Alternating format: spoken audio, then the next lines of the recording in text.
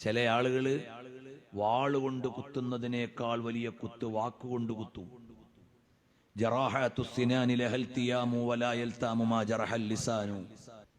പല്ലുകൊണ്ട് കടിച്ചാലുള്ള മുറിവ് മരുന്ന് വെച്ചാൽ മാറും, നാവ് കൊണ്ട് കടിച്ചാലുള്ള മുറിവ് മാറില്ല. അതുകൊണ്ട് ഒരാളെയും നമ്മുടെ നാവ് കൊണ്ട് വേദനിപ്പിക്കാൻ പാടില്ല. ഒരു മുഅ്മിനിന് വേണ്ട ഏറ്റവും വലിയ ഗുണമാണത്. അതുകൊണ്ടാണ് നബി സല്ലല്ലാഹു അലൈഹി വസല്ലം തങ്ങൾ പറഞ്ഞത്, മയ്യളമനു ലീ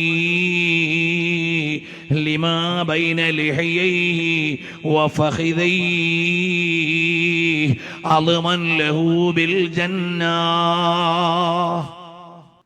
രണ്ട് ദാടിയെല്ലുകൾക്കും രണ്ട് തുടയെല്ലുകൾക്കും ഇടയിലുള്ള അവയവങ്ങൾ കൊണ്ട് അരുതായ്മ ചെയ്യില്ലെന്ന് എനിക്ക് ജാമ്യം തന്നാൽ നിങ്ങൾക്ക് സ്വർഗം കൊണ്ട് ഞാൻ ജാമ്യം നിൽക്കാം. ചെറിയ കാര്യമാണോ പറഞ്ഞത്? ഇന്ന് ലോകത്തെ നാശം മുഴുവനും ഈ രണ്ട് അവയവങ്ങൾ കൊണ്ടാണ്. വളരെ സൂക്ഷിക്കണം, അത് വലിയ കാര്യമാണ്. നമ്മുടെ എല്ലാ ഇബാദത്തുകളെയും തകർത്തുകളയും. പരദൂഷണം കൊണ്ട് നമ്മുടെ ഇബാദത്ത് നഷ്ടപ്പെട്ടു പോകും. ഏഷണി കൊണ്ട് നമ്മുടെ ഇബാദത്തുകൾ നഷ്ടപ്പെട്ടു പോകും. സൂക്ഷിക്കണേ. ഒരു മഖ്ലൂഖിനെയും നമ്മൾ നാവ് കൊണ്ട് നോവിക്കാൻ പാടില്ല.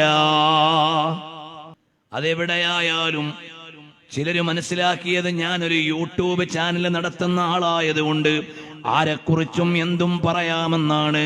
അയാളുടെ നാവിനും വിചാരണയുണ്ട്. ചിലര് പറയും ഞാനൊരു ആക്ടിവിസ്റ്റ് ആയതുകൊണ്ടാണ്. ആക്ടിവിസ്റ്റിനും ഹിസാബുണ്ട്. ഞാനൊരു നിഷ്പക്ഷ മാധ്യമ പ്രവർത്തകനായതുകൊണ്ടാണ്. അയാൾക്കുണ്ട്. എല്ലാവർക്കും ബാധകമാണ്. ആരെക്കുറിച്ചോ എന്തോ കേൾക്കുമ്പോഴേക്ക് അടുത്ത സെക്കൻഡിൽ അയാളുടെ യൂട്യൂബ് ചാനൽ വന്നു കഴിഞ്ഞു. ആ വന്നെന്താ? ഈ പറയപ്പെടുന്ന വ്യക്തിയുടെ എല്ലാ മാനവും നഷ്ടപ്പെടുത്തുന്ന പ്രയോഗങ്ങൾ പറയും.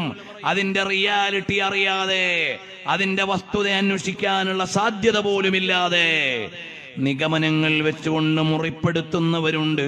ഓ പ്രിയമുള്ളവരെ, നമ്മൾ നമ്മുടെ ആഖിറത്തെക്കുറിച്ച് ആലോചനയുള്ളവരാവണം. ഒരുപാട് ആളുകളെ നരകത്തിൽ വീഴ്ത്തിയത് ഹസായിദു അൽസിനതിഹിം, അവരുടെ നാവ് കൊണ്ട് വലിച്ചുകൂട്ടിയ പാപങ്ങളാണ്. നിസ്കാരം ഉണ്ടാവും, നോമ്പുണ്ടാവും, സകാത്ത് ഉണ്ടാവും, എല്ലാം ഉണ്ടാവും. പക്ഷേ നാവ് കൊണ്ട് മാത്രം ചെയ്ത പാപങ്ങളാൽ കുടുങ്ങിപ്പോകുന്നവരുണ്ട്. അല്ലാഹു കാത്തുരക്ഷിക്കട്ടെ.